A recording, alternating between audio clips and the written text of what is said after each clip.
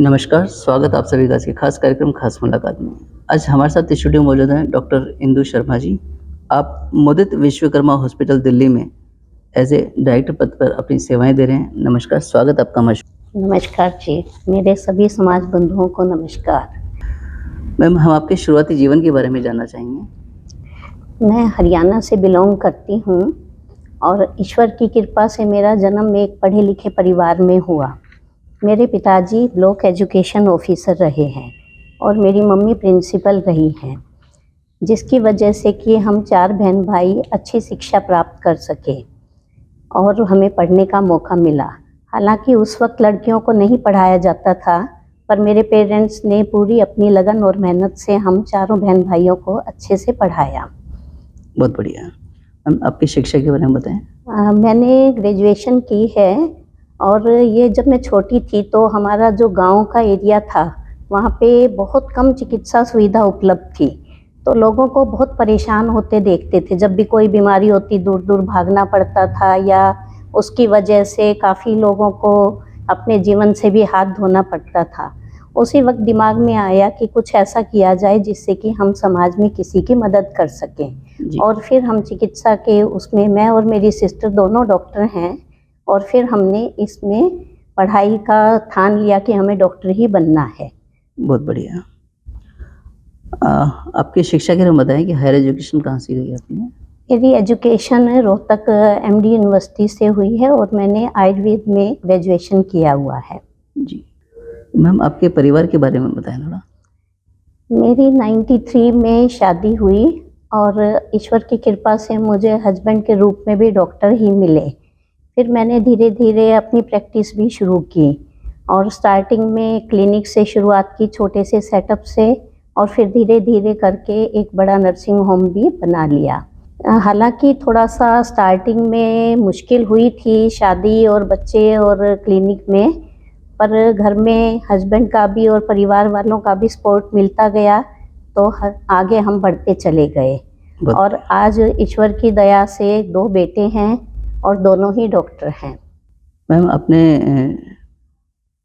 Education के बाद में खुद का अपना जो हॉस्पिटल खोला, उसके पहले का जो बीच का पार्ट है उसका क्या है? उसमें शुरू में जब शादी के बाद थोड़े दिन किसी नर्सिंग होम में वर्क किया एज ए आरएमओशिप, फिर अपना भी थोड़ा सा सेटअप किया और क्लिनिक शुरू किया 96 से। फिर 2004 से हमने अपना नर्सिंग होम की स्टार्ट किया और आज दिल्ली में गवर्नमेंट रजिस्टर्ड नर्सिंग होम चल रहा है, जिसकी मैं डायरेक्टर हूं, और मल्टी स्पेशलिटी हमने हॉस्पिटल किया हुआ है। हॉस्पिटल में सारी चिकित्सा सेवाएं उपलब्ध हैं। उसमें हमारे यहाँ ओपीडी से लेके ऑपरेशन तक का सारा वो किया जाता है।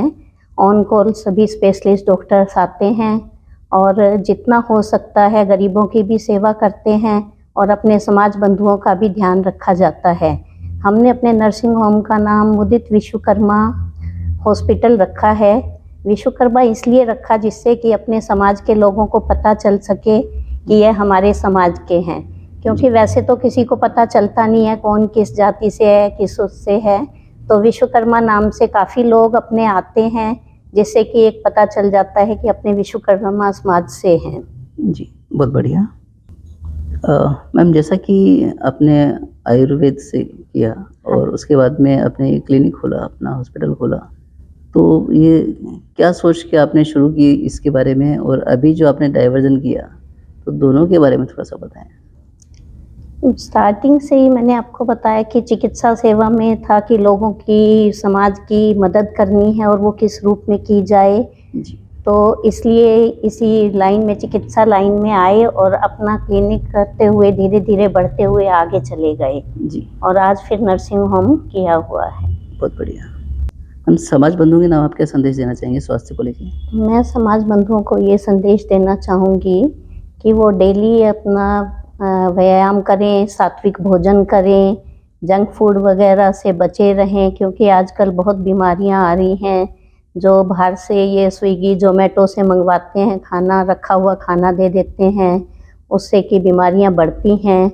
और अपने समाज की लड़कियों को खासकर ये कहना चाहूँगी कि वो शिक्षा में आगे बढ़ें, क्योंकि अगर स्त्री शिक्षित होगी तो वो पूरे परिवार को, समाज को शिक्षित करेगी।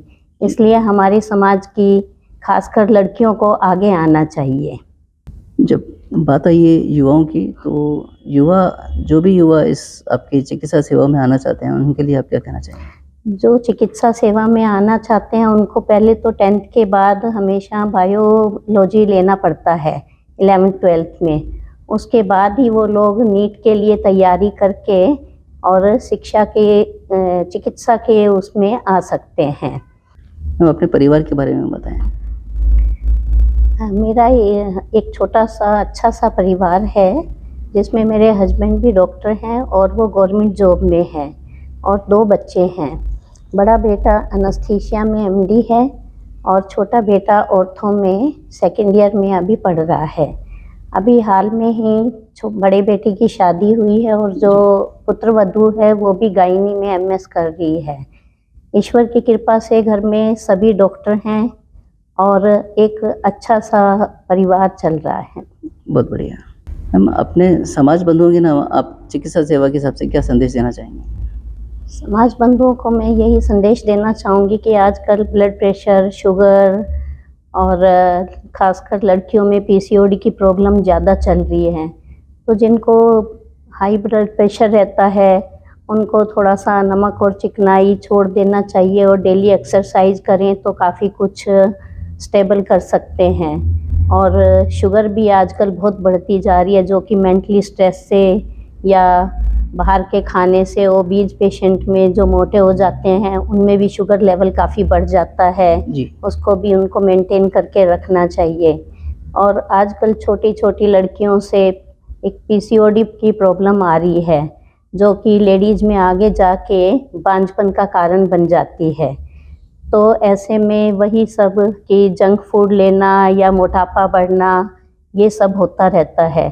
तो इससे बचने के लिए डेली हमें एक्सरसाइज करनी चाहिए, ज़्यादातर घर के खाने की तरफ ध्यान देना चाहिए, जंक फूड छोड़ देना चाहिए और थोड़ा सा अपने स्वास्थ्य को भी मेंटेन बना के रखना चाहिए जिससे कि ये सारी प्रॉब्लम का सॉल्यूशन हो सके। जी, धन्यवाद। बंधुओं, आज हमने स्वास्थ्य में काफ़ी अहम बातें जानी जिनके लिए आपका बहुत-बहुत धन्यवाद। नमस्कार। मिलते हैं अगले सप्ताह किसी नई हस्ती के साथ, तब तक आप देखते रहें विश्वकर्मा टुडे न्यूज़।